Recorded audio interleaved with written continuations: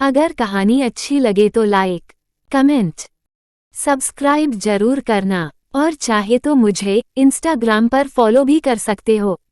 तो चलते हैं कहानी में। खुशी, आओ निशा मेरे साथ चलो। मैं तुम्हें अपने इन लॉस से मिलवाती हूँ। खुशी और निशा के वहां से चले जाने के बाद समीर की हालत खराब हो रही थी, क्योंकि आदित्य उसे अपनी खा जाने वाली नजरों से देख रहा था। और समीर, आदि, मेरे भाई देख, मेरी बात सुन। पहले मुझे ऐसे देखना बंद कर। मैं तुझे बताता हूँ ना, बस तू एक बार मेरी बात सुन पहले।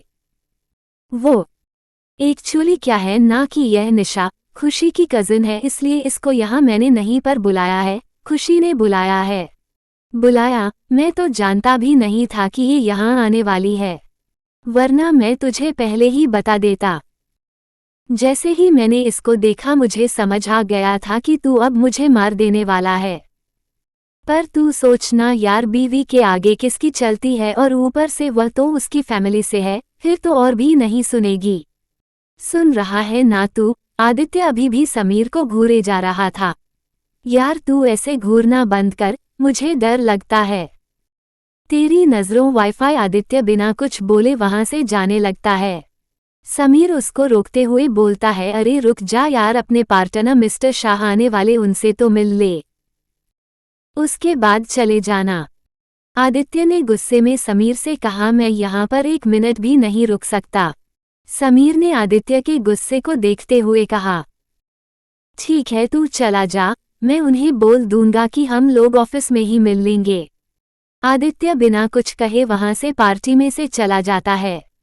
आदित्य के जाते ही समीर थोड़ा रिलैक्स हो जाता है और फिर वह अपने आप से बोलता है, यार मुझे तो लगता है कि मैं ढोल हो गया हूँ, कभी मेरी बीवी मुझे बजाती है तो कभी मेरा दोस्त मुझे बजाता है। इधर आदित्य का मूड खराब हो गया था निशा को पार्टी में देखकर। वह पार्किंग में अपनी कार के पास जाकर गेट ओपन करके बैठने ही वाला होता है, तभी उसे पीछे से आवाज सुनाई देती है, इतनी भी क्या जल्दी है मिस्टर मित्तल? आदित्य ने पीछे मुड़कर देखा तो निशा खड़ी हुई थी। वो चलकर थोड़ा आदित्य के पास आई और बोली, अभी तो ठीक से हम मिले भी नहीं और तुम इतनी जल्दी पार्टी से जा रहे हो? निशा थोड़ा और आदित्य के पास आते हुए बिल्कुल उसके कान के पास आकर धीरे से उससे बोली, क्या तुम्हें मुझसे बात करने में भी डर लग रहा है? इतना बोलते हुए फिर वह थोड़ा दूर खड़ी होती है और मुस्कुराते हुए बोलती है, अभी तो मैंने तुम्हारे साथ कुछ किया भी नहीं है, तब तुम्हारा ये हाल है। जब कुछ करूंगी तब क्या करोगे तुम? आदित्य अपने गुस्से को कंट्रोल करते हुए निशा से बोलता है, तुम अपनी बकवास बंद करो और मैं तुमसे डरता नहीं हूँ और ना ही तुम मेरा कुछ बिगाड़ सकती हो। क्या कहा? मैं कुछ नहीं बिगाड़ सकती, पर मैं तो तुम्हें बर्बाद करने ही वापस आई हूँ। निशा के चेहरे के भाव एकदम से बदल गए, अब उसके चेहरे पर गुस्सा और नफरत दिख रही थी। वह आदित्य से बोली, तुमने क्या सोचा कि तुम लंदन से बचकर यहाँ इंडिया आ गए तो अब तुम बिल्कुल सेफ हो? ऐसा सोचना भी मत, मैं तुम्हें कभी खुश नहीं रहने दूंगी। जिस तरह तुमने मेरी बहन को तड़पा तड़पा कर मारा है ना, उसी तरह मैं भी तुम्हें तड़पा तड़पा कर मारूंगी। तुम्हें कहीं का नहीं छोड़ूंगी। आदित्य अब अपने गुस्से को कंट्रोल नहीं कर पाता, वह अपने हाथ की मुट्ठी बनाते हुए अपनी गाड़ी पर मार देता है और गुस्से में चिल्लाते हुए निशा से कहता है, तुम क्या समझती हो अपने आप को कि जो तुमने बोल दिया वही सब सच है? मैं बिल्कुल बेकसूर हूँ और यह सब साबित हो चुका है लंदन में, इसलिए अब तुम मेरा पीछा करना बंद करो और मान लो कि मैंने कुछ भी नहीं किया है, सब तुम्हारी बहन की गलती थी। और तुम ये समझने की गलती बिल्कुल मत करना कि मैं वही 3 साल पहले वाला आदित्य हूँ जो हर किसी की बातों में आसानी से आ जाता था। अब अगर तुम मेरे रास्ते में आई ना तो मुझसे बुरा कोई नहीं होगा। निशा, तुमसे बुरा कोई हो ही नहीं सकता। आदित्य अब बिना निशा की बात सुने अपनी कार में बैठकर वहां से निकल गया है। तभी निशा के पास उसका असिस्टेंट वहां पर आता, पता लगाया वह लड़की कौन थी। निशा ने अपने असिस्टेंट से पूछा, असिस्टेंट, ज्यादा कुछ नहीं पता चला मैडम, बस इतना कि वह समीर सर की कजिन थी। ओके, और कुछ भी पता चले तो बताना। इतना बोलकर निशा वहां से चली गई। निशा के मन में अभी भी सवाल चल रहे थे। अगर वह समीर की बहन है तो वह आदित्य के साथ क्या कर रही थी? क्या उन दोनों के बीच कुछ चल रहा है? मुझे ही पता लगाना होगा आखिर इन दोनों के बीच में क्या है, और मुझे ये खुशी से बेहतर और कौन बता पाएगा। निशा शातिर मुस्कान के साथ पार्टी के अंदर चली जाती है। कोष्टक। निशा ने शुभी और आदित्य को साथ में पीछे के रास्ते से निकलते हुए देख लिया था, इसलिए अब उसके मन में शुभी और आदित्य के लिए कई सवाल खड़े हो गए थे। इधर आदित्य घर पहुंच जाता है। वह गुस्से से अपनी गाड़ी से निकलकर अंदर जाता है। उसका बहुत मूड खराब हो गया था निशा की वजह से। जैसे ही वह अपने रूम में पहुंचता है तो देखता है कि रूम में सारी लाइट्स ऑफ थी। पूरे रूम में अंधेरा था। आदित्य लाइट ऑन करने के लिए स्विचबोर्ड के पास जा ही रहा होता है। शुभी पीछे से उसे आकर पकड़ने ही वाली होती है कि तभी आदित्य पलटकर उसके दोनों हाथ पकड़ लेता है। आदित्य शुभी के दोनों हाथ अपने एक हाथ से पकड़े हुए दूसरे हाथ से लाइट ऑन कर देता है। लाइट ऑन करने के बाद आदित्य शुभी के हाथ पकड़े हुए था और शुभी आदित्य को देख रही थी। फिर वह हंसते हुए बोलती है, वाह, मैं आपको डराने की कोशिश कर रही थी पर आपने तो मेरे पूरे प्लान पर ही पानी फेर दिया। आदित्य को शुभी की बात पर गुस्सा आ जाता है। वह शुभी का हाथ गुस्से से झटकते हुए बोला, क्या तुम बिल्कुल पागल हो? और क्या ये बच्चों जैसी हरकतें करती रहती हो? अरे इसमें क्या बच्चों जैसी हरकत, मैं बोर हो रही थी तो सोचा थोड़ा आपके साथ ही खेल लूं। मैंने बालकनी से आपको आते हुए देख लिया था, शुभी मुस्कुराते हुए बोली। आदित्य शुभी के दोनों बाजू को पकड़कर गुस्से से बोला, मैंने तुम्हें सोने के लिए कहा था ना, तो फिर सोई क्यों नहीं? हम्मम शुभी का मुंह खुला रह गया था आदित्य को देखकर। उसको आदित्य का इस तरह बिहेव करना अच्छा नहीं लगा। अच्छा ठीक है, मैं अब नहीं खेलूंगी आपके साथ। वह अपने आप को आदित्य की पकड़ से छुड़वाने के लिए कसमसाने लगी। अब छोड़िए, दर्द हो रहा है मुझे। आदित्य को गुस्सा आ रहा था। वह अपनी पकड़ शुभी पर और कस देता है। छोड़िए, क्या कर रहे हैं आप? शुभी के चिल्लाने की वजह से आदित्य होश में आ गया। उसने शुभी को झटके से छोड़ दिया। इस वजह से शुभी अपने आप को संभाल नहीं पाती, वह गिरने ही वाली थी कि आदित्य ने उसको जल्दी से थाम लिया। शुभी ने तो डर से अपनी आंखें बंद कर ली थी। जब उसने महसूस किया कि वह नीचे नहीं गिरी तो उसने अपनी आंखें खोली। आदित्य ने उसे सीधा खड़ा कर दिया और वह खुद वहां से क्लोजेट की तरफ चला गया। कितने खड़ूस है। मैंने बस एक छोटा सा मजाक ही तो किया था, इसमें इतनी गुस्सा करने वाली बात क्या है? हाँ, मैं समझ गई, इनको अंधेरे से डर लगता होगा इसलिए ऐसे कर रहे थे, और मैंने इनकी यह कमजोरी पकड़ी ली। शुभी अपने मुंह पर हाथ रखकर अपनी हंसी रोकने की कोशिश करती है, मतलब ये खड़ूस को भी डर लगता है। वाव पर शुभी, आज इन्होंने तुझे दूसरी बार हट किया है, इसलिए अब इनको भी तुझे अपना गुस्सा दिखाना पड़ेगा। हाँ, ये सही रहेगा। इतना सोचकर शुभी जल्दी से बेड पर चढ़ गई। थोड़ी देर में आदित्य क्लोजेट रूम से बाहर आता है। सामने बेड पर शुभी बैठी थी, पर वह बेड पर दूसरे साइड मुंह करके अपने दोनों हाथों को फोल्ड करके बैठी थी। आदित्य जाकर लाइट ऑफ कर देता है। अब बस रूम में बेड के साइड वाली लैंप से रोशनी हो रही थी। लाइट ऑफ होते ही शुभी चिल्लाते हुए आदित्य से बोली, यह क्या किया आपने? लाइट क्यों ऑफ कर दी? तो क्या करूं, तुम्हें सोना नहीं है? सो जाओ चुपचाप से। नहीं, मैं नहीं सोने वाली। और कितने बेवकूफ़ हो आप। मैं आपसे गुस्सा बैठी हूं यहाँ पर और आपने सीधा लाइट बंद कर दी। एक बार भी मुझे मनाने की कोशिश नहीं की। क्यों मनाऊं तुम्हें? गलती तुम्हारी थी। क्यों फालतू के काम कर रही थी? फालतू आपने क्या किया? मुझे डांटा। चलाइए, सॉरी बोलिए। कुछ नहीं था, मैं तो बस खेल रही थी। और आदित्य कुछ नहीं बोलता, बस चुपचाप साइड में आकर लेट गया। शुभी उठकर अपने नीस पर आदित्य के पास आकर उसके कंधे को पकड़कर बोली, आप ऐसे नहीं सो सकते, पहले मुझे मनाए, फिर सो जाना। उठिए ना।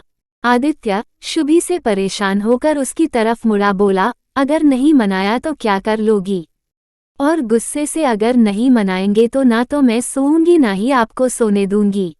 देखिए मेरा गुस्सा नहीं देखा आपने, अभी मुझे बहुत गुस्सा आता है। फिर बाद में नहीं बोलना कि मैंने आपको वार्न नहीं किया। शुभी की बेवकूफ़ी भरी बातों पर आदित्य को हंसी आ गई। शुभी अपनी आंखें बड़ी करते हुए उसे देखने लगी। क्या हुआ, मैंने कोई जोक सुनाया क्या? आप क्यों हंस रहे हैं? आदित्य ने शुभी को एक झटके से अपने ऊपर खींच लिया और फिर बोला, चलो दिखाओ अपना गुस्सा, मुझे भी देखना है तुम्हारा गुस्सा।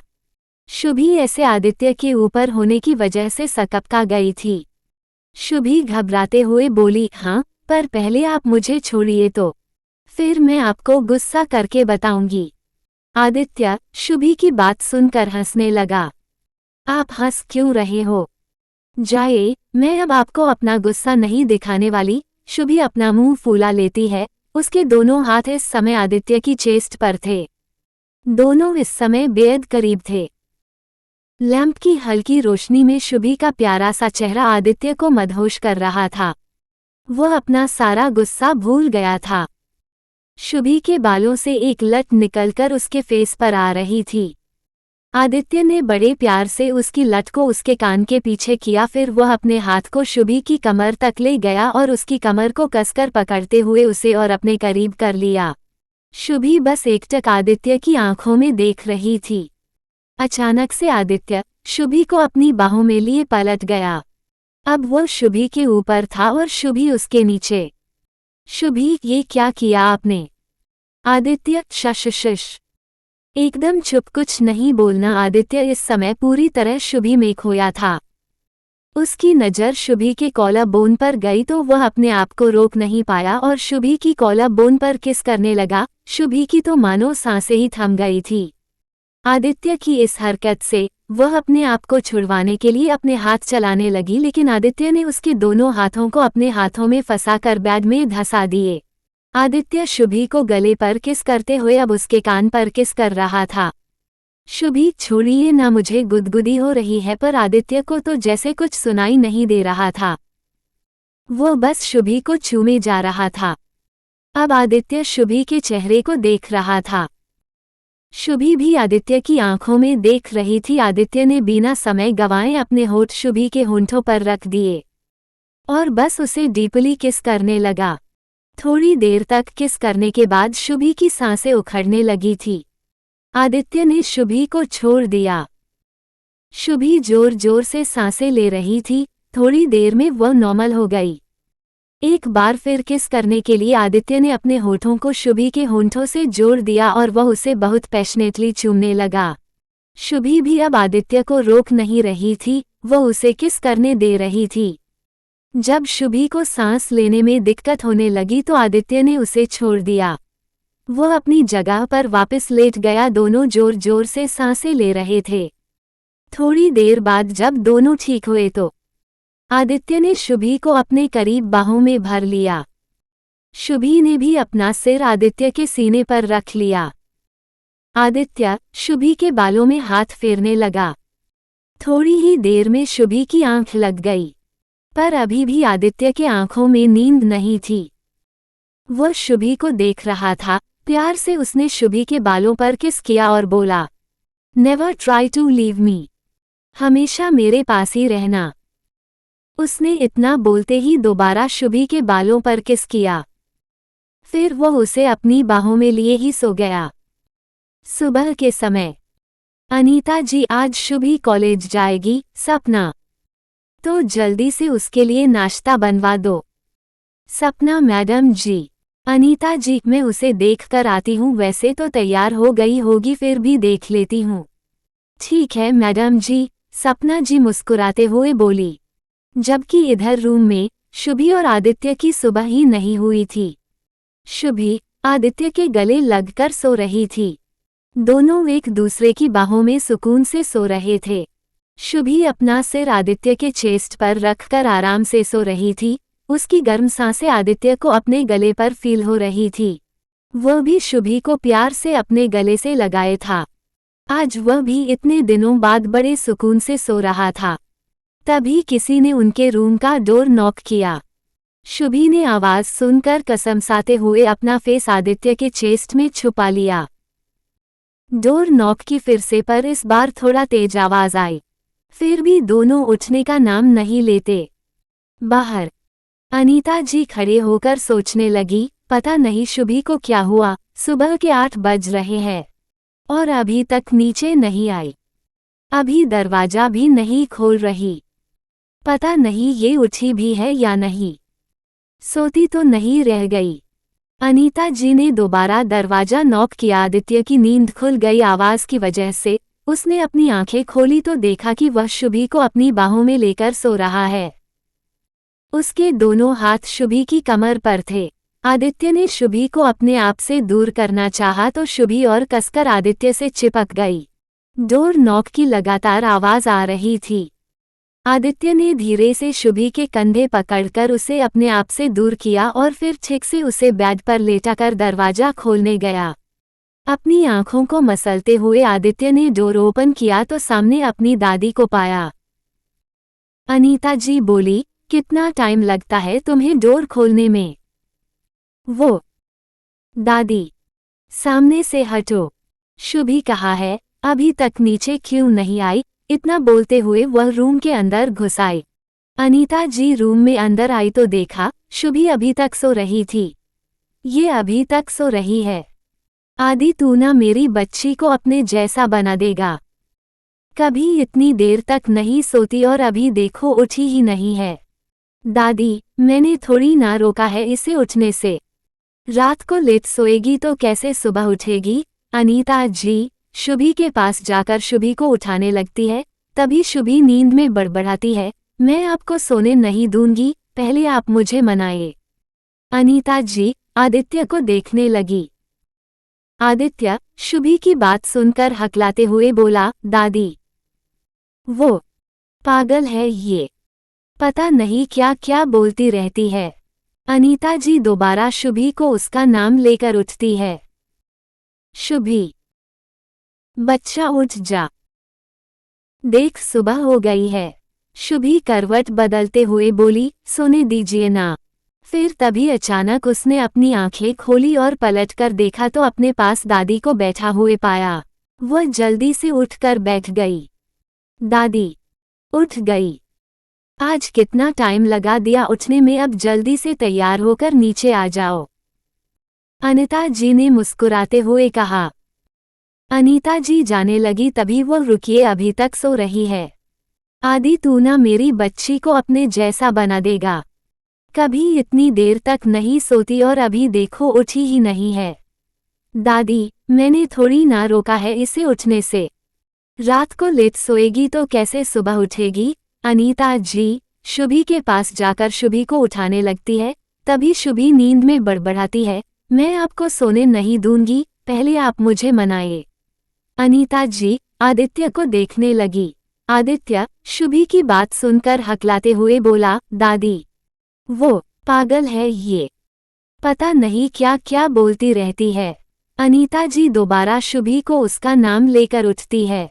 शुभी, बच्चा उठ जा, देख सुबह हो गई है। शुभी करवट बदलते हुए बोली, सोने दीजिए ना। फिर तभी अचानक उसने अपनी आंखें खोली और पलटकर देखा तो अपने पास दादी को बैठा हुए पाया। वह जल्दी से उठकर बैठ गई। दादी, उठ गई।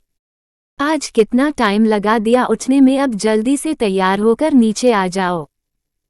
अनीता जी ने मुस्कुराते हुए कहा। अनीता जी जाने लगी तभी वह, रुकिए अभी तक सो रही है। आदि तू ना मेरी बच्ची को अपने जैसा बना देगा। कभी इतनी देर तक नहीं सोती और अभी देखो उठी ही नहीं है। दादी, मैंने थोड़ी ना रोका है इसे उठने से। रात को लेट सोएगी तो कैसे सुबह उठेगी? अनीता जी शुभी के पास जाकर शुभी को उठाने लगती है। तभी शुभी नींद में बड़बड़ाती है, मैं आपको सोने नहीं दूंगी, पहले आप मुझे मनाए। अनीता जी आदित्य को देखने लगी। आदित्य शुभी की बात सुनकर हकलाते हुए बोला, दादी, वो पागल है ये, पता नहीं क्या क्या बोलती रहती है। अनीता जी दोबारा शुभी को उसका नाम लेकर उठती है। शुभी, बच्चा उठ जा, देख सुबह हो गई है। शुभी करवट बदलते हुए बोली, सोने दीजिए ना। फिर तभी अचानक उसने अपनी आंखें खोली और पलटकर देखा तो अपने पास दादी को बैठा हुए पाया। वह जल्दी से उठकर बैठ गई। दादी, उठ गई। आज कितना टाइम लगा दिया उठने में, अब जल्दी से तैयार होकर नीचे आ जाओ। अनीता जी ने मुस्कुराते हुए कहा। अनीता जी जाने लगी तभी वह रुकिए, अभी तक सो रही है। आदि तू ना मेरी बच्ची को अपने जैसा बना देगा। कभी इतनी देर तक नहीं सोती और अभी देखो उठी ही नहीं है। दादी, मैंने थोड़ी ना रोका है इसे उठने से। रात को लेट सोएगी तो कैसे सुबह उठेगी। अनीता जी शुभी के पास जाकर शुभी को उठाने लगती है। तभी शुभी नींद में बड़बड़ाती है, मैं आपको सोने नहीं दूंगी, पहले आप मुझे मनाए। अनीता जी आदित्य को देखने लगी। आदित्य शुभी की बात सुनकर हकलाते हुए बोला, दादी, वो पागल है ये, पता नहीं क्या क्या बोलती रहती है। अनीता जी दोबारा शुभी को उसका नाम लेकर उठती है। शुभी, बच्चा उठ जा, देख सुबह हो गई है।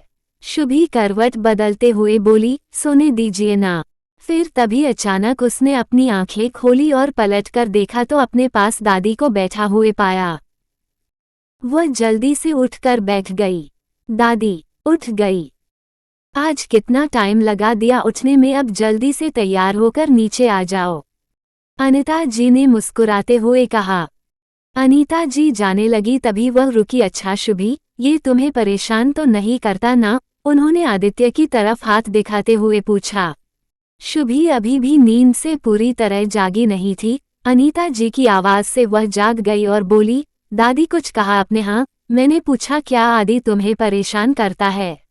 शुभी जल्दी से बेड से उठकर अनीता जी के पास आए और बोली, हाँ दादी, ये बहुत बुरे हैं, मुझ पर हमेशा गुस्सा करते रहते हैं।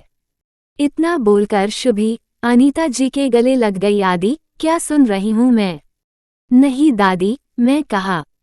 चुप एकदम, खबरदार जो आगे से मेरी बच्ची पर गुस्सा किया तो। शुभी आदित्य को देखकर हंसने लगी। अनीता जी ने शुभी को अपने से अलग करते हुए कहा, अगर अब ये गुस्सा करे तो मुझे बताना। शुभी ने हाँ में अपना सिर हिला दिया। जल्दी तैयार होकर नीचे आ जाओ, अनीता जी इतना बोलकर चली गई। आदित्य गुस्से से अब शुभी को देख रहा था। मैंने, शुभी आप ऐसे क्यों देख रहे हो, सच ही तो कहा। अच्छा तो रुको, अब मैं बताता हूँ कि गुस्सा किसे कहते हैं। इतना बोलकर वह शुभी की तरफ झपटा मगर शुभी बचकर निकल गई।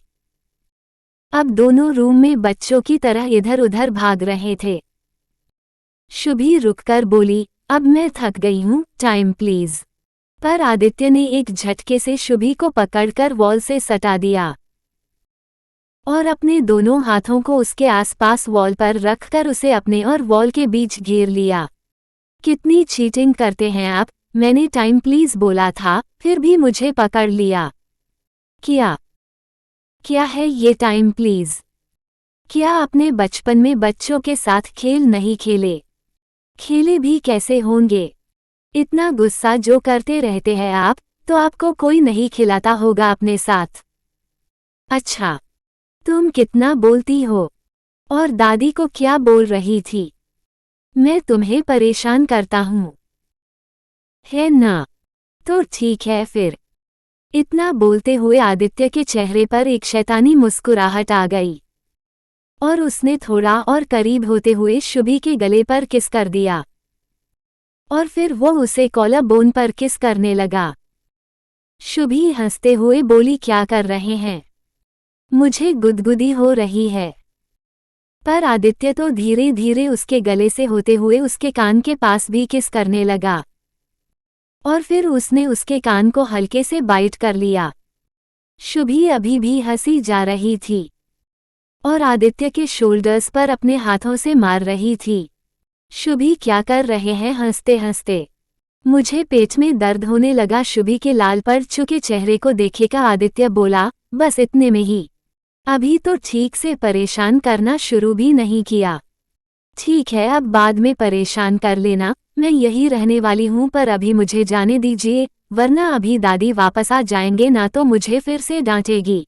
तक रेडी नहीं हूँ कि मैं अभी। आदित्य ठीक है, छोड़ देता हूँ, पर एक शर्त पर। शुभी शर्त? कैसी शर्त? आदित्य किस्मी। शुभी क्या? Aditya kiss me right now. Wifi. Shubhi की आंखें बड़ी हो गई, उसने सपाट लहजे में कहा, नहीं। सोच लो, फिर जाने नहीं दूंगा तुम्हें। शुभी का चेहरा शर्म से लाल पड़ गया था। उसने अपनी नजरें झुका ली। तुम्हें शर्माना भी आता है? मुझे तो लगा बस बकबक करना ही आता है। तुम तो ऐसे शर्मा रही हो जैसे हमने पहले कभी किसकी ही नहीं है। आदित्य ने शुभी से कहा। हाँ तो मैंने कब किया आपको किस? आप ही करते हो मुझे। शुभी ने अपनी पलकें झुकाए हुए, ठीक है तो अब कर लो। आदित्य ने शुभी को छेड़ते हुए कहा। कहा से पूछा। नहीं, मुझे जाने दीजिए। शुभी ने मतलब तुम्हें नीचे नहीं जाना? आदित्य ने शुभी नहीं मतलब हाँ, जाना है ना? ओके देन किस मी। शुभी ने अपने दोनों हाथ आदित्य के गले में डाले और फिर उसके पैरों पर अपने पैर रखकर खड़ी हो गई। उसके बाद थोड़ा उचकते हुए उसने आदित्य के गाल पर किस कर दिया। क्या है ये? आदित्य ने थोड़े गुस्से में कहा। किस? आपने ही तो कहा था, और आप अब ऐसे गुस्सा दिखा रहे हैं। जाइए, मैं नहीं बात कर रही। और शुभी आदित्य के पैरों से हट गई और जाने को हुई, पर आदित्य ने उसे कमर से पकड़कर अपने करीब कर और फिर प्यार से बोला, मुझे लिप्स पर किस लिया। करो। आप बहुत बेशर्म हो। मुझे नहीं आता किस करना, और अगर अब आपने मुझे रोका तो मैं दादी को बुला लूंगी। ठीक है, बुला लो, फिर मैं तुम्हें उनके सामने किस करूंगा।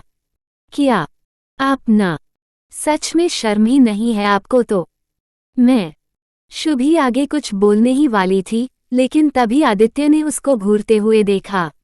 शुभी ने जल्दी से अपने पैरों के बल थोड़ा उठकर आदित्य के होठों को हल्के से किस कर लिया। वापस अपनी जगह पर ठीक से खड़े होकर वह आदित्य को देखते हुए बोली, अब ठीक है, अब तो मैंने लिप्स पर किस कर दिया, तो मैं जाऊं। आदित्य शुभी के मासूमियत से भरे चेहरे को देखकर अपने आप को मुस्कुराने से रोक नहीं पाया। उसने आगे बढ़कर शुभी के सिर को पीछे से अपने हाथ से पकड़कर शुभी के फेस को अपने एकदम करीब कर लिया। वह झुका और अपने होठों को शुभी के होठों पर रख दिया। वो उसे बहुत पैशनेटली किस करने लगा। आज शुभी ने भी कोई हरकत नहीं की, वह भी आदित्य को किस करने दे रही थी। तभी आदित्य और शुभी को किसी के खांसने की आवाज आई। आदित्य अभी भी अपने होठों से शुभी के होठ दबाए हुए था। शुभी ने आदित्य को धक्का दिया और सामने देखा तो सपना जी थी। शुभी बेबी नीचे। खुशी बेटा आ गई है तो आप जल्दी रेडी। सपना जी एक सांस में बोलकर होकर आ जाइए। जल्दी से रूम से बाहर निकल गई। आदित्य तो उनके आते ही इधर उधर देखने लगा था। जैसे ही वह गई उसकी नज़र शुभी पर गई। शुभी अपना फेस नीचे किए हुए खड़ी थी। आदित्य ने पास जाकर उसका चेहरा अपने उंगली से ऊपर किया तो देखा शुभी की आंखों में आंसू थे। क्या हुआ, रो क्यों रही हो? आप बहुत बुरे हो। शुभी सुबकते हुए बोली, पहले आपने मुझे मायरा दीदी के सामने किस किया और अब सब मेरे बारे में क्या सोचेंगे कि मैं सपना आंटी के सामने कितनी गंदी लड़की हूँ। आदित्य ने शुभी को अपने गले लगा लिया। कोई कुछ नहीं सोचेगा तुम्हारे बारे में, मैं हूं ना। कोई तुम्हें कुछ नहीं बोल सकता। मैं तुम्हें किस करूं तो इसमें कुछ गलत नहीं है, मैं हस्बैंड हूं तुम्हारा। उसने शुभी को अपने से अलग करके उसके चेहरे को अपने हाथों में लेकर बोला, चुप चुप हो जाओ और अब जाकर तैयार हो जाओ। शुभी ने एक अच्छे बच्चे की तरह बात मानी और नहाने चली गई। आदित्य अपने बालों में उंगलियां फेरते हुए वही बेड पर बैठ गया। इधर सपना जी जल्दी से नीचे आ गई। अनीता जी क्या हुआ? शुभी कहाँ है? मैडम जी, वो बस आ रही है। कितना लेट करेगी? आज कॉलेज का पहला दिन है। खुशी भी उसे लेने आ गई, पर आज ये पता नहीं कितना टाइम लगा रही है। वाईफाई। सपना जी अपने मन में बोली, टाइम तो लगेगा ही। मैं तो रूम खुला देखकर ऐसे ही घुस गई। तब तो दोनों बस पास में खड़े थे। मैं वापस आ गई, पर फिर खुशी आ गई तो मुझे फिर जाना पड़ा बुलाने पर। इस बार तो और अच्छी हालत में मिले दोनों। दोनों बेवकूफ है। ये नहीं कि डोर बंद ही कर ले। पूरा डोर ऐसे ही खुला था, बंद ही कर लेते तो कम से कम कोई आएगा तो नॉक करके ही आएगा। तुम कहाँ खो गई सपना? सपना जी अपने ख्यालों से अनीता जी की आवाज सुनकर वापस आ गई। शुभी जल्दी से बाथरूम से बाहर आई। रूम में आकर उसने देखा तो आदित्य वहां नहीं था। उसने थोड़े चैन की सांस ली और फिर जल्दी से तैयार होने लगी। शुभी जल्दी से रेडी हो गई। उसने अच्छे से अपने मंगलसूत्र और अपनी मांग को कवर कर लिया, फिर पैरों को भी कवर कर लिया। शुभी नीचे पहुंची तो लिविंग रूम में अनीता जी, संजीव जी और खुशी बैठे थे। खुशी शुभी की तरफ बढ़ी और उसे गले से लगाकर बोली, चले, आज पहला दिन है कॉलेज का। पहले दिन ही लेट होना है क्या? नहीं भाभी, चलिए, मैं रेडी हूँ। संजीव जी, अरे ऐसे कैसे? चलिए, आओ पहले नाश्ता कर लो फिर जाना। आओ खुशी बेटा, तुम भी आओ। अनीता जी ने मायरा से कहकर नाश्ता टेबल पर लगवा दिया। दोनों ने नाश्ता किया और फिर खुशी शुभी को अपने साथ ले गई। इधर रूम में आदित्य जिम से वापस आकर सीधे नहाने चला गया। थोड़ी देर में वह रेडी होकर नीचे पहुंचा। उसकी नजरें शुभी को ढूंढ रही थी। तभी उसे अपने सामने सपना जी दिख गई। वह जल्दी से वहां से बिना नाश्ता किए निकल गया। शुभी खुशी के साथ कॉलेज पहुंच गई। ये कॉलेज खुशी का था, वह इस कॉलेज की डायरेक्टर थी। शुभी कॉलेज देखकर सरप्राइज थी। यह उसके आगरा के कॉलेज से काफी बड़ा था और यहाँ का माहौल तो बिल्कुल ही अलग था उसके कॉलेज से। खुशी शुभी से बोली, चलो मैं तुम्हें तुम्हारी क्लास दिखाती हूँ। शुभी खुशी के साथ क्लास में एंटर हुई। खुशी को गुड मॉर्निंग विश करते हैं सारे स्टूडेंट। खुशी, स्टूडेंट्स, ये है आपकी new classmate Shubhangi Yadav. I hope you all will cooperate with Shubhangi and help her with her studies.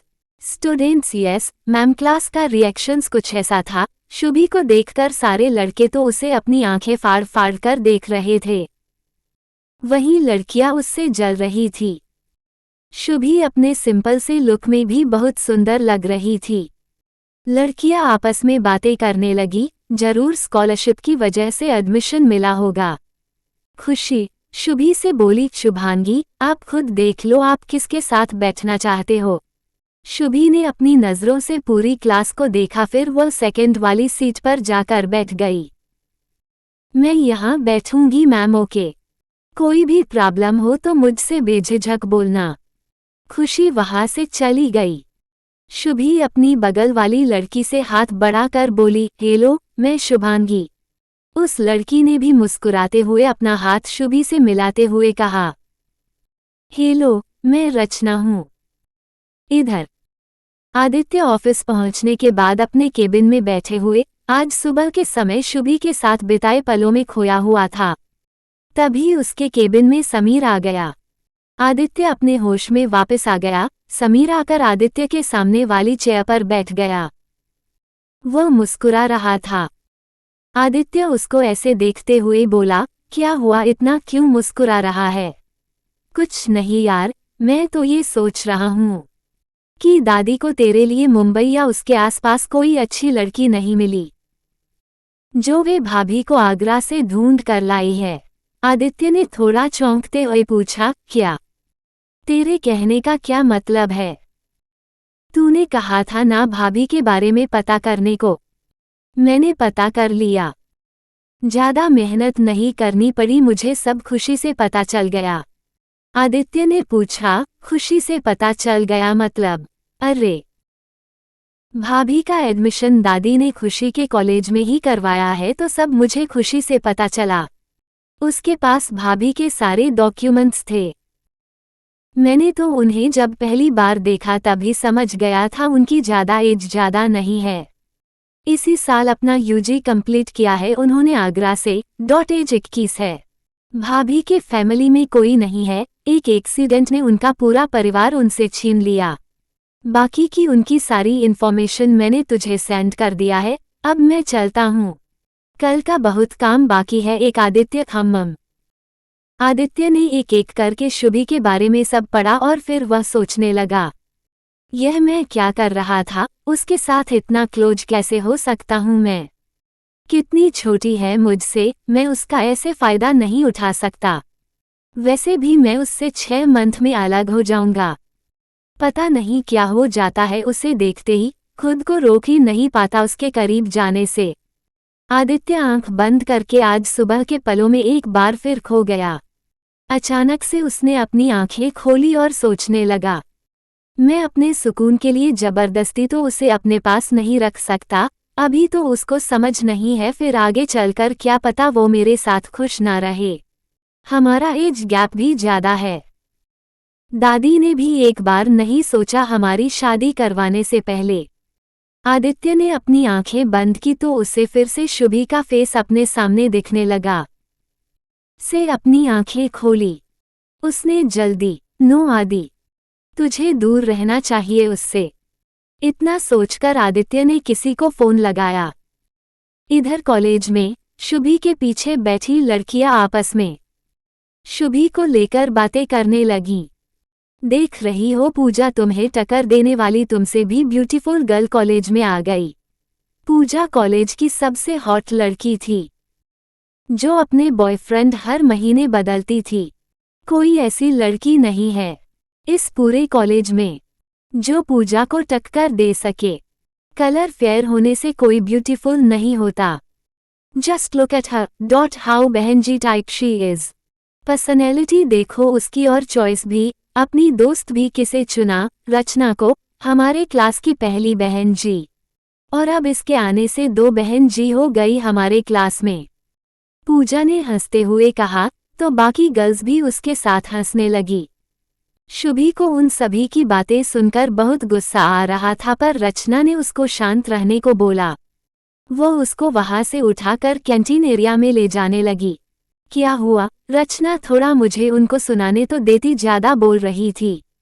रचना ने मुस्कुराते हुए कहा, उनको छोड़ो, उनका यही काम है दूसरों पर टॉन्ट करना। चलो हम कुछ खाते हैं। नहीं, मेरा मन नहीं है, शुभी ने बूझे मन से कहा। रचना उससे बोली, क्यों, तुम उनकी बातों पर ध्यान दे रही हो? वो लोग ऐसे ही है। अच्छा चलो हम गार्डन में बैठते हैं, अभी हमारी दूसरी क्लास स्टार्ट होने में टाइम है। रचना शुभी को अपने साथ गार्डन में ले गई। गार्डन में शुभी ने देखा कि ज्यादातर सभी लड़के लड़की एक दूसरे के हाथ पकड़कर या एक दूसरे को गले लगाए बैठे हुए थे। ये सब उसके लिए नया था। उसके आगरा वाले कॉलेज में लड़का लड़की इतना क्लोज होकर नहीं घूमते थे। सोनम की फैमिली तो इतनी स्ट्रिक्ट थी कि वो किसी लड़के से बात भी नहीं करती थी, इसलिए उसके साथ साथ शुभी भी लड़कों से दूर ही रहती थी। शुभी गार्डन में सबको अपनी आंखें बड़ी बड़ी करके देख रही रचना शुभी को देखते हुए बोली, ऐसे मत देखो शुभांगी। शुभी का मुंह खुल गया था। ये सब देखकर, रचना की आवाज सुनकर उसने अपना मुंह बंद कर लिया। रचना शुभी को देखकर हंसने लगी और उसके गाल को खींचते हुए बोली, तुम यार बहुत क्यूट हो। फिर हंसते हुए बोली, हम वहां बैठते हैं, मैं तुम्हें सारे नोट्स के बारे में समझती हूँ, चलो। शुभी ने हाँ में सिर हिलाया और उसके साथ चली गई। तारांकन शाम का वक्त हो गया था, ऑफिस आओ भी खत्म होने को थे। समीर आदित्य के केबिन में आया। उसने आदित्य से पूछा, यह क्या है, अब तू जा रहा है? हाँ, आदित्य ने समीर की तरफ बिना देखे जवाब दिया। समीर ने आदित्य से कहा, पर भाई तेरी अभी शादी हुई है, तुझे अभी भाभी के साथ समय बिताना चाहिए, एक दूसरे को टाइम देना चाहिए। अस वाला प्रोजेक्ट में हैंडल कर लूंगा। आदित्य समीर की तरफ देखते हुए बोला, नहीं सैम, तेरे पास पहले ही बहुत वर्कलोड है, तू पहले उन्हें निपटा, ये प्रोजेक्ट मैं हैंडल कर लूंगा। समीर कुछ सोचते हुए बोला ठीक है तो तू भाभी को अपने साथ ले जा, वो भी वहां घूम आएगी। आदित्य ने जल्दी से कहा, नहीं वो नहीं जाएगी, वैसे भी मैं वहां घूमने नहीं काम के लिए जा रहा हूं और मैं अपनी पर्सनल और प्रोफेशनल लाइफ अलग रखना ठीक समझता हूं। चल अब बहस नहीं कर, मैं चलता हूं, मुझे निकलना है। आदित्य वहां से निकल गया और समीर बस उसको जाते हुए देखता रहा। आदित्य आज अपने मेंशन ना जाकर अपने अपार्टमेंट पर आ गया। वो यहीं से थोड़ी देर बाद एयरपोर्ट के लिए निकल गया। उसकी नाइट की फ्लाइट थी एस जाने के लिए। उसने बस दादी को मैसेज करके बता दिया। वह जानता था कि अगर वो घर जाकर बताएगा तो दादी उसको शुभी को साथ ले जाने को बोलेंगी। शाम के समय खुशी ने शुभी को मेंशन तक छोड़ दिया। शुभी अंदर आई तो अनीता जी वही हॉल में सोफे पर बैठी थी। शुभी को देखकर अनीता जी खुश हो गई। शुभी जाकर उनके गले लग गई। कैसा रहा तुम्हारा आज का दिन? अनीता जी ने शुभी से पूछा। शुभी ने अनीता जी के गले लगे ही बोला, अच्छा था दादी ने शुभी के बालों पर हाथ फेरते हुए कहा, जाओ तुम रेस्ट कर लो रूम में। शुभी भी थकी होने की वजह से बिना ज्यादा कुछ बोले वहां से चुपचाप अपने रूम की तरफ चली गई। रात का समय हो गया था। शुभी ने अपने मोबाइल में टाइम देखा तो 8 बजे बज रहे था। फिर उसको आदित्य का ख्याल आया। वह अपने आप से बोली, इतने टाइम तक तो यह आ जाते हैं पर आज क्यों नहीं आई। तभी वह फिर उठकर नीचे जाती है। नीचे डाइनिंग टेबल पर अनीता जी बैठी हुई थी और वह सपना जी से कुछ बात कर रही थी। दादू आ गए? सपना जी शुभी की बात पर मुस्कुरा कर बोली, दादू या फिर आदि बाबा के आने की पूछ रही हो? सपना जी को देखकर शुभी को सुबह की बात याद आ गई। वह बिना कुछ बोले अपनी जगह पर आकर बैठ गई। अनीता जी शुभी से बोली, शुभी आज हम दोनों अकेले ही डिनर करने वाले हैं, तुम्हारे दादू को लेट हो जाएगा। उनकी कोई मीटिंग है इस वजह से, और आदि तो 15 से 20 दिन बाद ही आएगा। वह यूएसए गया है, वहां पर उसका कुछ नया प्रोजेक्ट शुरू हुआ है, उसी के सिलसिले में शुभी मुस्कुराते हुए बोली, ठीक है दादी। शुभी अपने रूम में आ गई और धड़ाम से अपने बेड पर गिरते हुए बोली, वाह अब ये पूरा बेड मेरा 20 दिन तक के लिए। आज थकावट की वजह से शुभी कब सो गई उसे पता ही नहीं चला। इधर रूम में अनीता जी चिंता के मारे इधर उधर टहल रही थी। उन्हें समझ में नहीं आ रहा था कि अचानक से आदि 15 से 20 दिन के लिए यूएसए क्यों चला गया। ग्रेटर देन कहीं शुभी और उसके बीच में कुछ झगड़ा तो नहीं हुआ। पर फिर वह शुभी को याद करते हुए सोचने लगी, अगर कुछ हुआ होता तो शुभी हमें जरूर बताती, या फिर थोड़ी बहुत तो उसके चेहरे को ही देखकर हम समझ जाते कि कुछ बात है। पर ऐसा तो कुछ नहीं लगा। समझ में नहीं आ रहा है, पता नहीं आदि क्या करना चाह रहा है। आज आदित्य को गए 11 दिन हो गए थे। अब तो शुभी को भी उसकी याद आने लगी थी। आदित्य ने इन 11 दिनों में एक बार भी शुभी को फोन नहीं किया था। ग्रेटर देन शुभी अब दिल्ली कॉलेज जाने लगी थी। उसकी और रचना की काफी अच्छी दोस्ती हो गई थी। आज कॉलेज से आकर शुभी रात के खाने के बाद बाहर गार्डन में टहल रही थी। टहलते हुए वह सर्वेंट क्वार्टर के पास पहुंच गई। वहां पर मायरा एक लड़के के साथ खड़ी हुई थी और शायद वह दोनों लड़ रहे थे। मायरा ने उस लड़के से कहा, तुम बात भी मत करो मुझसे, 2 दिन से मुझे फोन क्यों नहीं किया। तभी मायरा ने शुभी को देख लिया तो वह चुप हो गई और उस लड़के से बोली, बाद में बात करेंगे, जाओ। वह लड़का वहां से चला गया। मायरा शुभी के पास आई तो शुभी ने मायरा से पूछा, क्या हुआ दीदी, क्या वह लड़का आपको परेशान कर रहा था? मायरा मुस्कुराते हुए बोली, अरे नहीं वह तो मेरा मंगेतर है। उसने मुझे 2 दिन से फोन ही नहीं किया था, पता नहीं कहाँ मस्त हो गया था, इसलिए मैं उससे गुस्सा थी। फिर मायरा बोली, क्या हुआ, तुम अभी तक सोए नहीं? शुभी ने मायरा से कहा, नहीं वह मुझे भी नींद नहीं आ रही थी, अब बस सोने जा रही थी तभी मुझे आवाज सुनाई दी तो मैं इस तरफ चली आई। अच्छा ठीक है, अब तुम अंदर जाओ, काफी रात ही गई है, मायरा ने शुभी से कहा। शुभी अंदर आ गई। उसके मन में अभी भी मायरा की बातें चल रही थी। वह सोचने लगी, मायरा दीदी के मंगेतर ने उन्हें 2 दिन फोन नहीं किया तो दीदी उससे कितना लड़ रही थी, और यहाँ तो मुझे इन्होंने कितने दिन हो गए, शायद 11 से 12 दिन हो गए और मुझे फोन ही नहीं किया। मुझे तो इनकी याद भी आ रही है। शुभी ने फिर सोनम को फोन करने का सोचा। उसने फोन लगाया तो सोनम ने थोड़ी देर में उसका फोन उठा लिया। सोनम ने फोन उठाते ही शुभी से पूछा, मेरी क्यूटीपी कैसी है? ठीक नहीं हूँ, शुभी ने उदास होते हुए कहा। सोनम थोड़ा टेंशन में आ गई शुभी की बात सुनकर और उससे बोली, क्यों, क्या हुआ तुझे? शुभी रोने लगी थी और रोते हुए बोली, यार मुझे उनकी याद आ रही है। सोनम, किसकी याद आ रही है? पहले तो चुप हो जा, फिर बता। शुभी, आदित्य की। एक बार भी फोन नहीं किया उन्होंने मुझे तो इन पर बहुत गुस्सा भी आ रहा है। अगर सामने होते तो मैं इनकी बहुत कुटाई करती। क्यों, फोन क्यों नहीं किया तुझे? सोनम ने शुभी से पूछा। मुझे क्या पता, शुभी ने रोते हुए कहा। अरे मतलब क्यों फोन नहीं किया और कहाँ गए हैं जीजू? सोनम ने शुभी से पूछा। शुभी ने रोते हुए उसे सब कुछ बता दिया कि कैसे आदित्य पहले उसे बिना बताए चला गया और फिर वहां जाकर एक बार भी कॉल नहीं किया। सोनम शुभी की बात सुनकर बोली, देख शुभी, मुझे तो लग रहा है कुछ गड़बड़ है। शुभी ने पूछा, क्या गड़बड़ है? सोनम ने थोड़ा झिझक के साथ बोला, मुझे लगता है जीजू तुझे छोड़कर चले गए हैं। उनकी पक्का वहां पर कोई जीएफ होगी, उसके पास चले गए होंगे।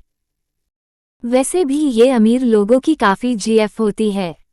शुभी सोनम की बात सुनकर और जोर से रोने लगी और रोते हुए बोली, क्या बोल रही है? वो ऐसे कैसे जीएफ बना सकते हैं मेरे होते हुए?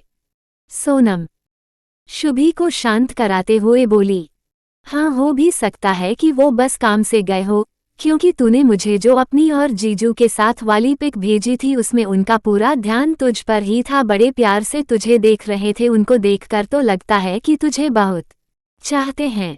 शुभी ने सोनम के आदित्य की फोटो मांगने पर सोनम को अपनी और आदित्य की पिक भेजी थी जो उसने आदित्य के साथ जबरदस्ती क्लिक की थी। शुभी सोनम से बोली, तू ना पागल हो गई है? यहाँ मेरा वैसे ही दिमाग खराब है और तू फालतू बकवास कर रही है। कभी बोलती है उनकी जीएफ है, कभी बोलती है कि वो मुझे प्यार करते हैं। अरे यार, तो मैं क्या बताऊं, मुझे नहीं समझ आ रहा। मेरी थोड़ी अभी शादी हुई है। फिर थोड़ी देर सोनम चुप होकर बोली, अच्छा सुन, एक काम कर, उनको फोन कर और थोड़ा फोन करके उनकी अच्छी सी वॉट लगा दे। मतलब? शुभी ने थोड़ा चौंकते हुए पूछा। अरे थोड़ा डांट दे कि उन्होंने तुझे फोन क्यों नहीं किया, और क्या वह तुझे याद नहीं कर रहे? तो पता चल जाएगा कि आखिर क्यों उन्होंने फोन नहीं किया। शुभी ने अपने आंसू पहुंचते हुए कहा, अरे हाँ, ये तो मैंने सोचा ही नहीं, मैं फोन कर लेती हूँ उनको एक बार। और हाँ, याद रखना अभी मेरी शादी की बात किसी को मत बताना अपने घर में। सोनम ने रिलैक्स से होते हुए कहा, हाँ, मैं किसी को नहीं बताऊंगी जब तक तू नहीं चाहेगी।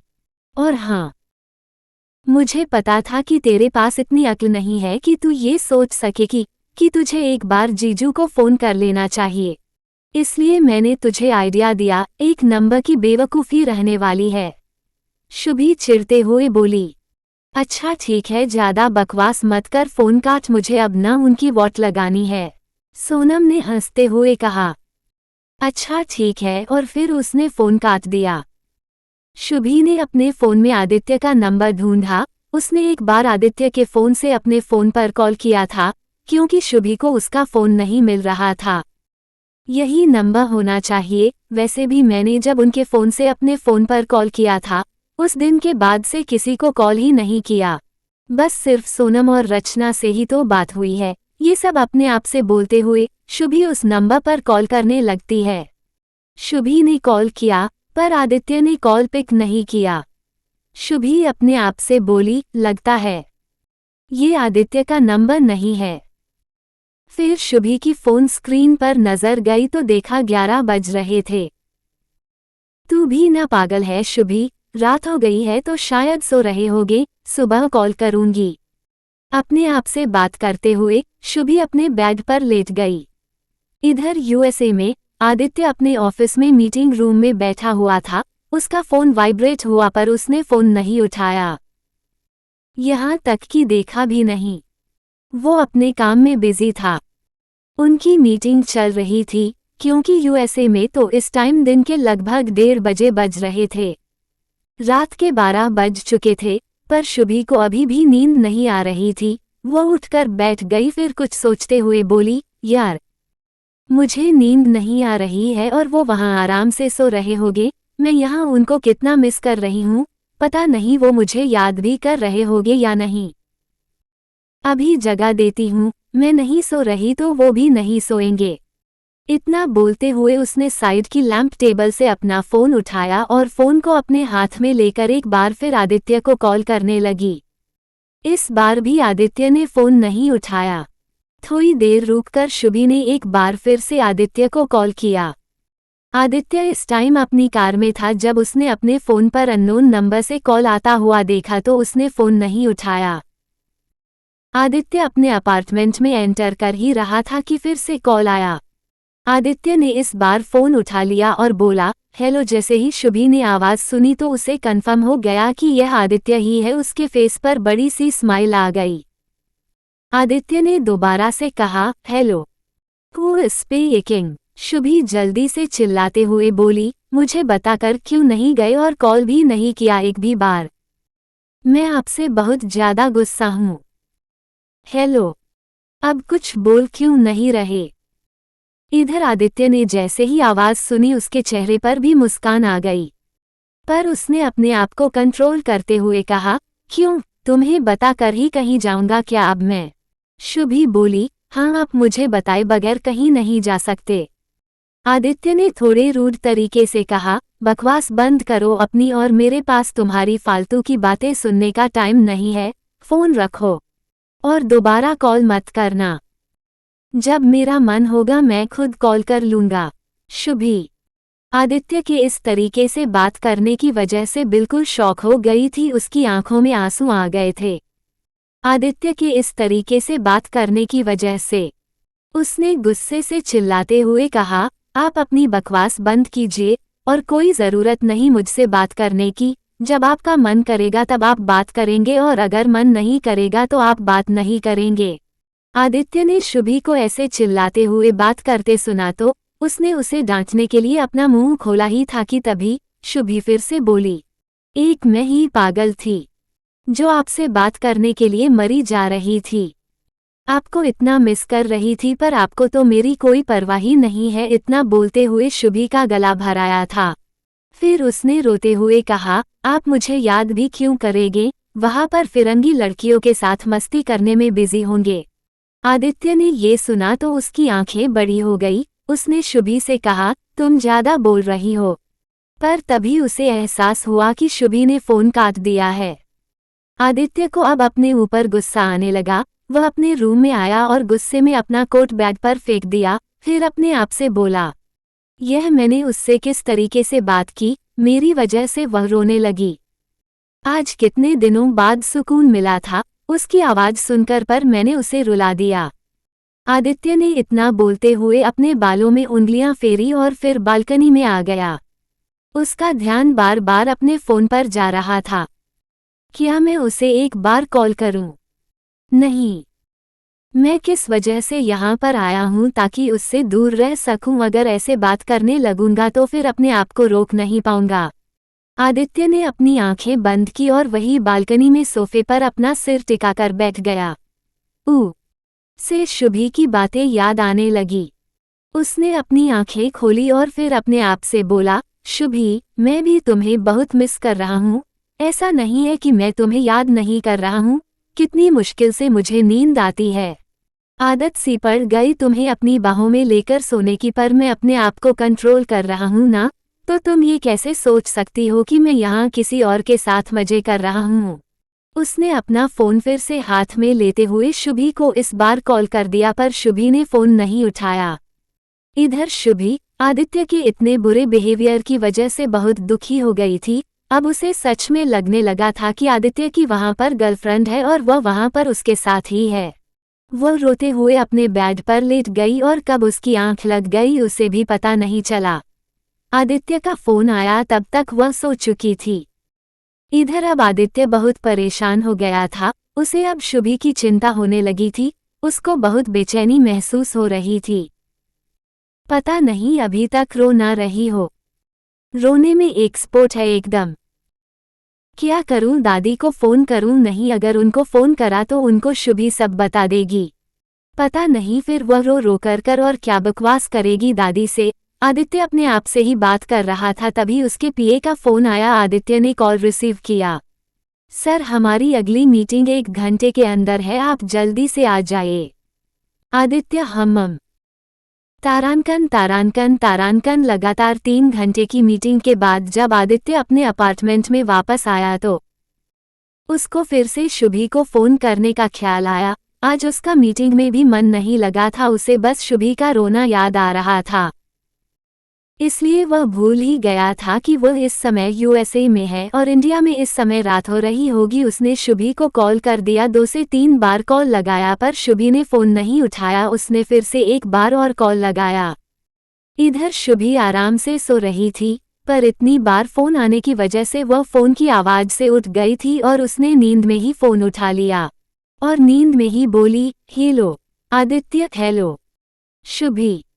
जैसे ही शुभी ने आदित्य की आवाज सुनी उसकी नींद खुल गई और वह एकदम से उठकर बेड पर बैठ गई। उसे वापस सब कुछ याद आ गया। जब उसने आदित्य से बात की थी तो उसने कितने गंदे तरीके से उससे बात की थी।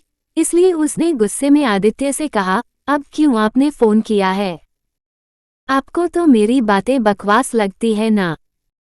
हाँ, अब आपका मन करने लगा होगा मुझसे बात करने के लिए, इसलिए आपने मुझे फोन कर दिया। पर अब मेरा आपसे बात करने का मन नहीं है। शुभी को ऐसे गुस्से में बोलते हुए आदित्य को उसकी बातों पर हंसी आ गई। वो 11 दिन बाद उसकी बकबक सुन रहा था। उसने अपनी हंसी को दबाते हुए शुभी से कहा, पर मेरा मन है बात करने का। शुभी ने अपने उसी गुस्से के साथ कहा, पर मेरा मन नहीं है आपसे बात करने का। आप बहुत बहुत बुरे हो। ठीक है, सॉरी, मेरी गलती थी। मुझे तुमसे ऐसे बात नहीं करनी चाहिए थी, आदित्य ने शुभी से कहा। शुभी ने सरप्राइज होते हुए आदित्य से पूछा, क्या कहा आपने? आदित्य ने फिर से कहा, सॉरी, वो मैं काम की वजह से थोड़ा स्ट्रेस में था तो सारा गुस्सा तुम पर निकाल दिया। अच्छा, तो आपको क्या लगता है जब भी आपको गुस्सा आएगा तो आप ऐसे मुझको डांट कर अपना गुस्सा निकाल दिया करेंगे और मैं चुपचाप से आपका गुस्सा सुन लिया करूं? शुभी ने गुस्से में कहा, नहीं, अब आगे से ऐसा नहीं होगा, आदित्य ने बड़े प्यार से कहा। आदित्य के ऐसे प्यार से बात करने से शुभी का गुस्सा पिघल गया था, पर वह फिर भी गुस्सा होते हुए बोली, पर मैं अभी भी आपसे गुस्सा हूं। आदित्य ने जल्दी से पूछा, क्यों? क्योंकि आप मुझे बिना बताए क्यों गए और फिर मुझे कॉल भी नहीं किया? आपकी तो वहां पर गर्लफ्रेंड है तो आपको तो मेरी याद नहीं आ रही होगी, पर मेरा तो कोई बॉयफ्रेंड नहीं है ना। मुझे तो आपकी याद आ रही थी। शुभी की बेवकूफ़ भरी बातों पर आदित्य को गुस्सा आ गया। उसने गुस्से में कहा, किसने कहा कि मेरी गर्लफ्रेंड है और बॉयफ्रेंड नहीं है? का क्या मतलब? होना भी नहीं चाहिए। तुम सिर्फ मेरी हो। आप फिर ऐसे गुस्से में बात कर रहे हैं? मेरा कोई बॉयफ्रेंड नहीं है, ना ही कभी था। हाँ, तो मेरी भी कोई गर्लफ्रेंड नहीं है। मैं यहाँ अपने काम से आया हूँ, बिजी था इसलिए कॉल करने का टाइम नहीं मिला, आदित्य ने शुभी से थोड़े रूड तरीके से कहा। मैं फोन काट रही हूँ, शुभी शर्माते हुए बोली। झूठ बोल रहे हैं आप? मैं झूठ नहीं बोलता, आदित्य ने कहा। तो फिर इतने दिनों में एक बार भी फोन क्यों नहीं किया? शुभी ने आदित्य चुप था। वह अपने मन में आदित्य से पूछा। बोला, क्या करूं, सोचा तो था कि अब तुमसे दूर ही रहूंगा, पर गलती तुम्हारी है, क्यों फोन किया? अब मुझे तुम्हारी फिर याद आने लगी है, कितने मुश्किल से खुद को कंट्रोल किया था। इस वजह से यूएसए आते टाइम घर पर भी नहीं आया कि कहीं तुम्हें देख लिया तो दूर नहीं जा पता नहीं 4 दिनों में तुमने क्या कर दिया। पाऊंगा क्या हुआ बोलिए, शुभी ने दोबारा पूछा। हाँ, कुछ नहीं, बताया तो था कि काम में बिजी था, आदित्य ने शुभी से कहा। फिर वह बोला रुको मैं वीडियो कॉल करता हूँ तुम्हें, फोन काट दो। किया। शुभी ने इतना ही कहा, पर तब तक आदित्य ने फोन काट दिया। शुभी ठीक से बैठ ही पाई थी कि तब तक आदित्य का वीडियो कॉल आ गया। शुभी ने एक गहरी सांस ली और फिर कॉल रिसीव किया। जैसे ही कॉल रिसीव किया शुभी के सामने आदित्य का चेहरा था। आदित्य भी बस शुभी को देखे जा रहा था। शुभी ने मिंट ग्रीन कलर की कुर्ती पहनी हुई थी, वह अपना दुपट्टा नहीं डाले हुए थी, उसकी मांग में भरा सिंदूर, गले में मंगलसूत्र देखकर आदित्य को मन ही मन बहुत अच्छा लग रहा था। उसे इस सब से यही फील हो रहा था कि शुभी सिर्फ उसकी है। शुभी ने आदित्य को देखते हुए कहा, अरे आप इन्हीं कपड़ों में सो रहे थे क्या? आदित्य ने वाइट कलर की शर्ट पहनी हुई थी और नीचे ग्रे कलर का पैंट पहना हुआ था। उसने अपनी शर्ट की स्लीव्स को फोल्ड कर रखा था। नहीं। और मैं इतनी जल्दी क्यों सोने लगा? आदित्य शुभी से बोला। क्यों तो कब सोएंगे, रात के 3:30 बज रहे हैं। शुभी ने आदित्य से कहा। आदित्य क्या? अरे मैं तो भूल ही गया। ठीक है तुम सो जाओ। क्या भूल गए आप? मुझे कुछ समझ नहीं आया, शुभी ने थोड़ा चौंकते हुए पूछा। यही कि इंडिया में इस समय रात हो रही होगी, तुम सो जाओ, आदित्य ने शुभी से कहा। शुभी ने थोड़ा एक्साइटेड होकर बोला, अरे हाँ, मैं तो भूल ही गई थी, वहाँ तो इस टाइम कुछ और ही समय हो रहा होगा। शुभी ने एक बार फिर अपनी बकबक चालू कर दी थी, पर आदित्य को उसकी बकबक भी अच्छी लग रही थी। शुभी आदित्य से बोली, मुझे आपके फेस पर थकावट दिख रही है, सोए नहीं थे क्या आप? आदित्य बोला, तुम्हारे बगैर नींद कहाँ आती है? शुभी ने पाउट करते हुए कहा, झूठे। नींद नहीं आती तो फिर मेरे बगैर आपने 17 दिन कैसे काटे? आदित्य मुस्कुराते हुए बोला, वो मैं ही जानता हूँ कैसे काटे हैं मैंने। आदित्य को अब सुकून मिल गया था, शुभी को जो देख लिया था। उसने शुभी को छेड़ते हुए कहा, मुझे सबसे ज्यादा तुम्हारे लिप्स की याद आ रही है। क्या मतलब आपको मेरी याद नहीं आ रही?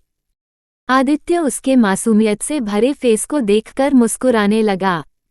आप क्यों स्माइल कर रहे हैं ऐसे, और आप वापस कब आ रहे हैं? मुझे इस रूम में अकेले अच्छा नहीं लग रहा, शुभी ने थोड़ा दुखी होते हुए कहा। आदित्य उसे देखकर बोला, मैं जल्दी 1 हफ्ते में वापस आ जाऊंगा। क्या 1 वीक? मुझे नहीं पता, आप कल ही वापस आ जाए। मैं तो अभी आना चाहता हूँ, पर नहीं आ सकता, कुछ काम अभी पेंडिंग है यहाँ पर। उनको खत्म करने के बाद ही वापस आऊंगा। मतलब अब आप फिर से मुझे फोन भी नहीं करेंगे? शुभी ने मासूमियत से पूछा। किसने कहा?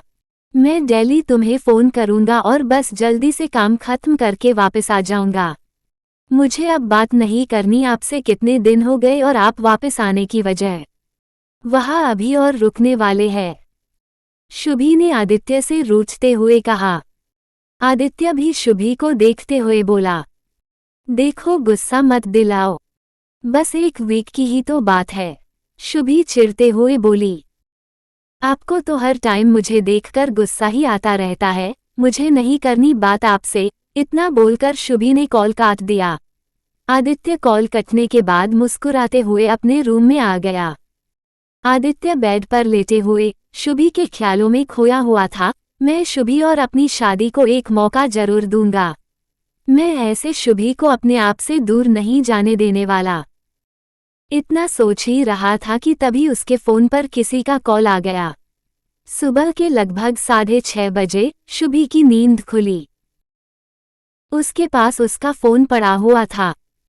फोन को देखते हुए उसे रात को हुई वीडियो कॉल के बारे में याद आ गया। वह उठकर बैठ गई और आदित्य से हुई बातों के बारे में सोचने लगी। उसका चेहरा शर्म से लाल पड़ने लगा। उसने जल्दी से अपना चेहरा अपने हाथों से छुपा लिया, फिर अपने चेहरे से अपने हाथों को हटाकर बोली, तू ना एकदम पागल है शुभी, अपने सिर पर हल्के से मारते हुए वो उठकर सीधा रेस्टरूम में चली गई। पी तारांकन अनीता जी मंदिर में बैठी हुई थी और कुछ सोच रही थी, तभी शुभी पीछे से आकर उनके गले लग गई। शुभी खुश होते हुए बोली, गुड मॉर्निंग दादी। राधे कृष्णा, दादी ने शुभी से कहा। अनीता जी ने शुभी को अपने सामने किया और उसे प्यार से देखकर बोली, चलो पूजा करते हैं। शुभी और अनीता जी ने मिलकर पूजा की। उसके बाद वह दोनों डाइनिंग हॉल में आ गई। शुभी जल्दी से किचन में जाते हुए बोली, दादी आज का नाश्ता मैं बनाऊंगी। हाँ बना लीजिए। वैसे आज आपको कॉलेज नहीं जाना क्या? अनीता जी ने पूछा। हाँ, तभी तो, शुभी ने हंसते हुए कहा। अनीता जी भी मुस्कुराते हुए वही डाइनिंग टेबल पर बैठ गई। सपना जी अनीता जी के पास आए और बोली, आज कितने दिनों बाद शुभी बेबी को ऐसे हंसते हुए देखा है, वरना जब से आदि बाबा गए हैं शुभी ने हंसना ही छोड़ दिया था। अनीता जी किचन में शुभी को देखते हुए बोली, हाँ मुझे तो लगता है कि इन दोनों की आपस में बात ही नहीं होती है। एक बार शुभी से पूछना पड़ेगा। हाँ, एक बार पूछ लीजिए, सपना जी ने सहमति जताते हुए कहा। अनीता जी किचन में चली गई। उनके साथ सपना जी भी आ गई। मायरा तुम बाहर कुछ काम कर लो, यहाँ मैं और सपना शुभी की मदद कर देंगे। अनीता जी मायरा से बोली। ठीक है मैडम जी। मायरा इतना बोलकर बाहर निकल गई। लाओ हम कुछ मदद करते हैं, अनीता जी शुभी के पास आकर बोली।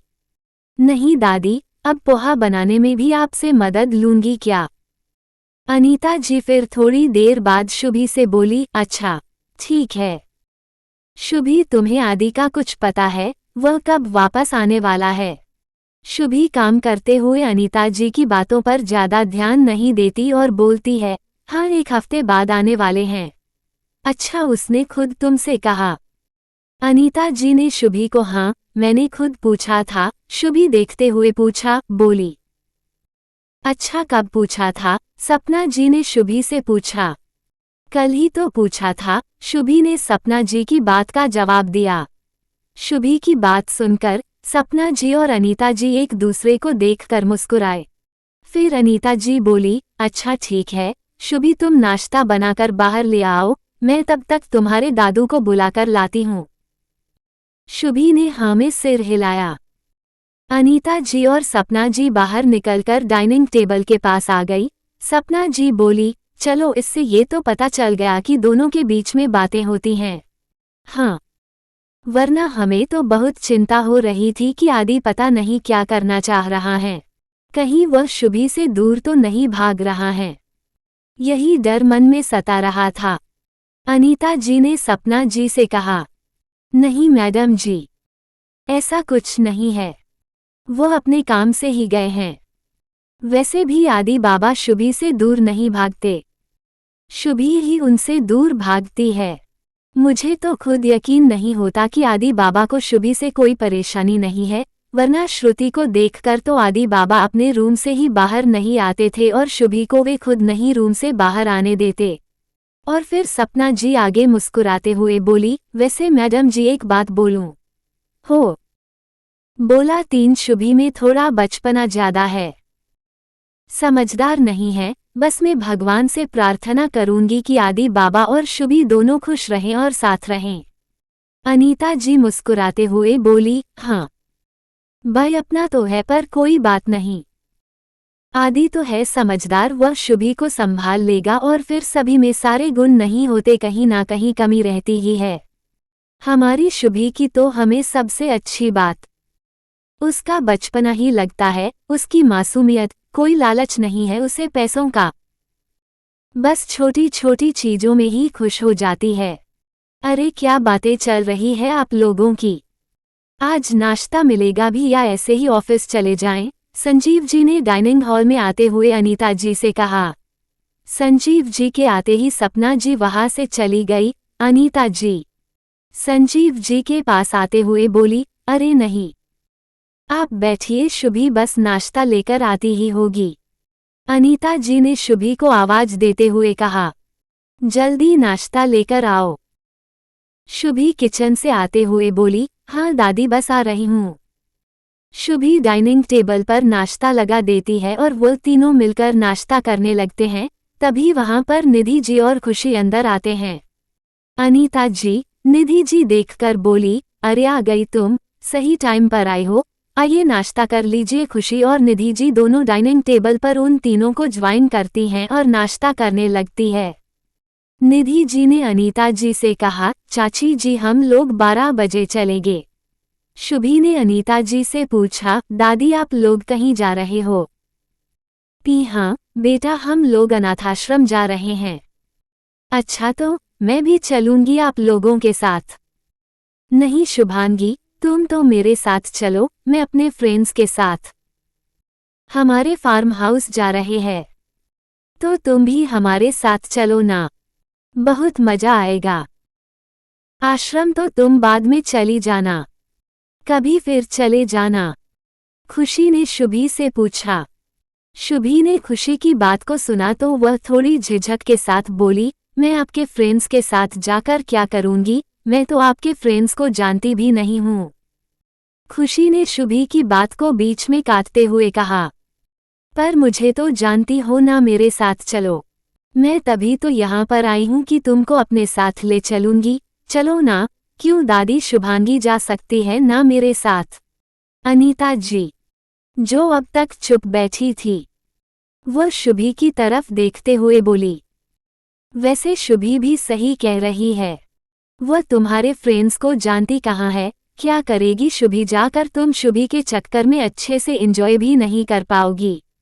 तभी संजीव जी बीच में बोले, अरे जाने दो ना, जब तक बच्ची बाहर निकलेगी नहीं तो किसी को जानेंगी कैसे, और वैसे भी कल संडे है तो दोनों आराम से वापस भी आ जाएंगे। कल ही वापस आ रहे हो ना तुम लोग? हाँ, हम लोग कल ही वापस आ जाएंगे, खुशी ने संजीव जी से कहा। संजीव जी खुश होते हुए बोले, हाँ तो ठीक है, फिर जाने दो शुभी, तुम नाश्ता करके तैयार हो जाओ जाने के लिए। शुभी एक बार अनीता जी की तरफ देखती है तो संजीव जी उससे बोलते हैं, क्या हुआ बेटा, तुम्हारा जाने का मन नहीं है क्या? वह बोली, नहीं दादू मुझे कुछ समझ ही नहीं आ रहा। तो संजीव जी मुस्कुराते हुए बोले, कोई नहीं, तुम एक काम करो, चली जाओ, बाहर घूमोगी तो थोड़ा अच्छा लगेगा, कब से घर में ऐसे ही बंद हो।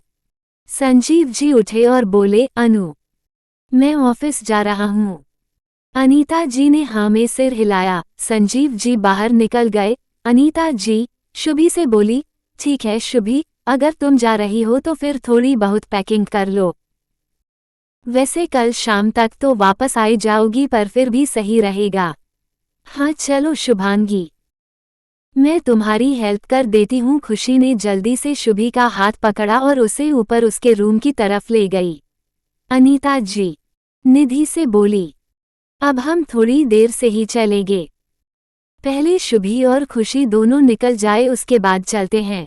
हाँ चाची जी, मुझे खुशी बोल ही रही थी कि वह अपने साथ शुभांगी को ले जाना चाहती है। सैम भी नहीं जा रहा ना, और आदि भी घर पर नहीं है, तो शुभांगी वैसे भी घर पर बैठे बैठे बोर हो रही होंगी, दोनों बच्चियां इस बहाने से थोड़ा बाहर घूम भी लेंगी। अनीता जी फीकी मुस्कान के साथ बोली, हाँ।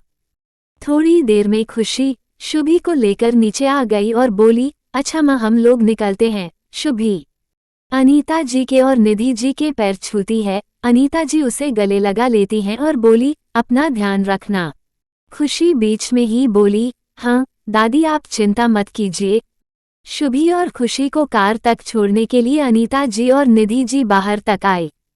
कार में बैठने के बाद शुभी ने दोनों को बाय किया और फिर कार मित्तल मेंशन से बाहर निकल गई। शुभी को अंदर से कुछ अजीब लग रहा था, वह पहली बार ऐसे कहीं अकेले जा रही थी। थोड़ी देर बाद खुशी की गाड़ी बिंदल मेंशन में पहुंचकर रुकी। शुभी ने गाड़ी को बिंदल मेंशन में देखा तो वह खुशी से बोली, भाभी हम लोग यहाँ क्यों आए हैं? अरे वह मैं बताना भूल गई, हम लोग मेरी गाड़ी से नहीं, हम लोग मेरी बहन की गाड़ी से जा रहे हैं। वह भी बस अभी आने वाली है हम लोगों को लेने के लिए। हम उसी की कार में जाएंगे। अच्छा ठीक है। खुशी शुभी को अंदर ले जाती है और शुभी को लिविंग रूम में बैठा कर फिर वो अपना कुछ सामान लेने अपने रूम में चली जाती है। थोड़ी देर में वह नीचे आती है और शुभी से बोलती है, चलो शुभी, वह लोग हमारा बाहर वेट कर रहे हैं। शुभी खुशी के साथ चल देती है। बिंदल मेंशन में बाहर एक कार खड़ी हुई थी। खुशी शुभी को कार के पास ले जाती है। खुशी शुभी से बोली, शुभांगी अंदर बैठ जाओ। शुभी और खुशी दोनों अंदर बैठ जाती हैं। शुभी को लगातार 2 नजरें घूरे जा रही थी पर शुभी का उस पर ध्यान ही नहीं गया। तभी खुशी शुभी से बोली, शुभांगी यह मेरी बहन है निशा शर्मा, और यह इनका छोटा भाई निशांत शर्मा। निशा आगे पैसेंजर सीट पर बैठी थी। वह पीछे मुड़कर शुभी को देखकर बोली, हेलो शुभांगी। शुभी हेलो निशा। निशांत की तरफ देखती है तो निशांत बस बैठे हुए मुस्कुरा रहा था। वो उससे बोली, चलो निशांत। अचानक से निशा की आवाज सुनने के बाद निशांत हड़बड़ा गया था, क्योंकि वह तो इतनी देर से शुभी के बारे में ही सोच रहा था। उसने जब से शुभी को अपने सामने देखा था वह तो बस उसकी खूबसूरती में खो गया था। हाँ दीदी, इतना बोलकर निशांत ने गाड़ी स्टार्ट की और अपने कार के मिरर को एडजस्ट किया। अब उसे मिरर में जो उसके पीछे बैठी हुई थी निशा ये सब नोटिस कर रही थी। निशा के चेहरे पर एक हल्की सी मुस्कुराहट आ गई। निशा शुभी की तारीफ करते हुए बोली, वैसे शुभांगी तुम काफी खूबसूरत हो। शुभी ने बस निशा को देखकर हल्का सा मुस्कुरा दिया। खुशी और निशा काफी बात करते हुए अपना समय काट रही थी, पर कार में निशांत और शुभी बिल्कुल चुप थे। शुभी अपने मन में बोली, अरे यार, मुझे तो अभी से इतना बोरिंग सा लग रहा है। पता नहीं पूरा दिन आज का और कल का कैसे रहूंगी वहां पर। इससे तो अच्छा मैं रचना को ही अपने साथ ले आती तो कम से कम मुझे बेकार तो नहीं लगता। शुभी इतना सोचते हुए विंडो के मिरर पर अपना सिर टेक लेती है। थोड़ी देर में उसे नींद आने लगी थी। निशांत जो चुपचाप कार ड्राइव कर रहा था वह धीरे धीरे चोर नजरों से शुभी की तरफ देख रहा था। एक झटके की वजह से शुभी की आंख खुलती है तो वो देखती है कि एक सुंदर सी जगह पर उनकी कार आकर रुक गई है। खुशी शुभी से बोली, शुभांगी हम लोग पहुंच गए लगता है। तुमने तो अपनी अच्छे से नींद पूरी कर ली। अच्छा है, वैसे भी हम लोग रात में आज सोने नहीं वाले। शुभी ने खुशी की बात सुनते ही कहा, क्यों भाभी, हम लोग सोएंगे क्यों नहीं। निशा और निशांत कार से बाहर निकल जाते हैं, क्योंकि हम लोगों ने रात भर जागकर एंजॉय करने का सोचा है। एक्चुअली इम्पोर्टेंट बात यह है कि निशा दीदी का बर्थडे है और हम लोग उनका बर्थडे मनाने यहाँ पर आए हैं। खुशी ने शुभी से कहा। ओह अच्छा। वो दोनों भी कार से बाहर निकलते हैं। शुभी जैसे ही कार से बाहर निकलती है तो उसके सामने हरियाली की चादर ओढ़े हुए एक बड़ा सा सुंदर सा फार्म हाउस बना हुआ था। वह उसे अपनी आंखें बड़ी बड़ी करके देखने लगी। खुशी ने शुभी से कहा, आओ शुभांगी, चलो अंदर चलते हैं। शुभी खुशी और निशांत तीनों अंदर चले जाते हैं पर निशा बाहर खड़ी रह जाती है। तभी वहां पर निशा का पा राकेश आ जाता है। निशा राकेश से पूछती है, काम हुआ कि नहीं, फाइल मिल गई। राकेश, नहीं मैडम, एक तो मिस्टर मित्तल के साथ काम करने वाले उनके सभी एम्प्लॉय उनके लिए लॉयल है। बड़ी मुश्किल के बाद एक आदमी को ढूंढ लिया है जो वो फाइल हमें मिस्टर मित्तल के ऑफिस से ला कर देगा। मुझे कुछ नहीं पता, मुझे कल तक वो फाइल चाहिए मैडम। मैं पूरी कोशिश करूंगा वह फाइल कल तक आपके पास लाने की, पर मुझे अभी तक ये बात समझ में नहीं आई है कि अगर हम उस प्रोजेक्ट की फाइल चुरा भी लेते हैं तो मिस्टर मित्तल को लॉस होता भी है। तो ये तो उनके लिए मामूली सी बात है, इससे उनको को क्या फर्क पड़ने वाला है। ये बात सच है कि उसे इससे कोई फर्क नहीं पड़ने वाला, पर अगर टाइम पर यह प्रोजेक्ट कंप्लीट नहीं होगा तो उसकी कंपनी की रेप्यूटेशन पर ज़रूर फर्क पड़ेगा। वैसे भी मैं उससे ये प्रोजेक्ट कंप्लीट नहीं करने दूंगी। उसने मुझसे ये प्रोजेक्ट छीनकर बहुत बड़ी गलती की है। निशा ने दांत पीसते हुए कहा। निशा, फाइनेंशियली हम आदित्य को कभी वीक नहीं कर सकते पर इमोशनली कर सकते हैं। मैं उसे इतना इमोशनली तोड़ दूंगी कि इस बार वह अपने आप को संभाल नहीं पाएगा। वो कैसे मैडम? राकेश ने उत्सुकता से पूछा। क्या मिस्टर आदित्य की बर्बादी में शुभांगी और निशांत हेल्प करेंगे हमारी? निशा करेक्ट। पर मैडम जरूरी थोड़ी ना है कि निशांत शुभांगी से प्यार करता है तो शुभांगी भी करे। हो सकता है कि शुभांगी सच में मिस्टर मित्तल से प्यार करती हो और आपको तो सिर्फ लगता है कि शुभांगी और मिस्टर मित्तल के बीच कुछ तो है। अगर ऐसा कुछ हुआ ही नहीं तो?